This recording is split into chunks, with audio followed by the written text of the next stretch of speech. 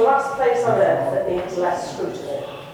We have an unenviable history of having dire problems in our adult social services department. And here we are proposing that we reduce scrutiny to half a meeting 3 times a year. Have the lunatics taken over running the asylum? It's only a matter of 2 years ago that we had the debacle of Martin Norton's whistleblowing saga and the Anna Kalinske report that brought a tsunami of complaints to the door of adult social services. Even with the production of this report, those of us sitting on adult scrutiny couldn't even get basic questions answered, like who was responsible and what were we going to do about it. Our questions were brushed away under the cloak of a redacted report, which I'm sure you all remember. We weren't allowed to be told the truth about what had gone on and what was being done to clean up the mess. How does this square with these plans to reduce the time to ask any questions?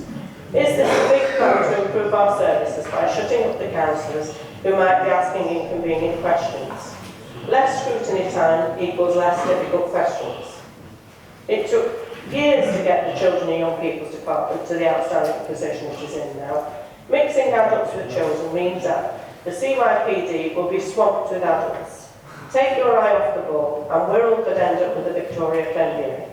Don't forget we've had several close shaves. One only a few months ago when one of our looked after children was murdered and triggered a serious case review. Did we ask enough questions about that? Not really. The agenda was too large and we had to move on to the next. Please, let us carry on. Okay. Not really. The agenda was too large and we had to be moved on to the next topic. There wasn't time. Underlying the position as it is at the moment, we have very little time to carry out proper scrutiny functions in both adults and children. Are we putting our vulnerable adults and children at risk by sweeping them all into a joint scrutiny function that is just going to pay lip service and tick boxes?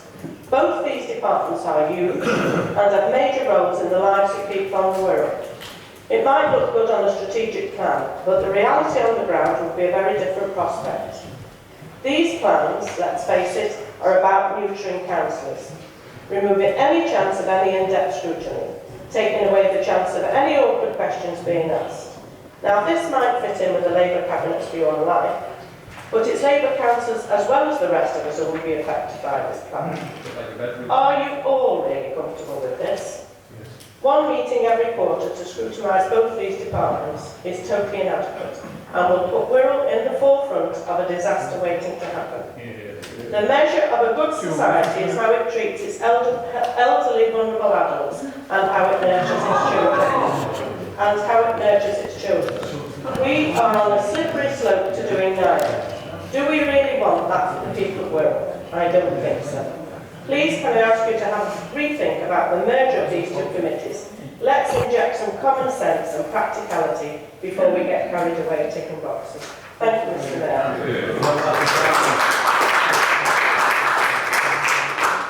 Next round, Councillor Walton. Thank you, Mr. Mayor.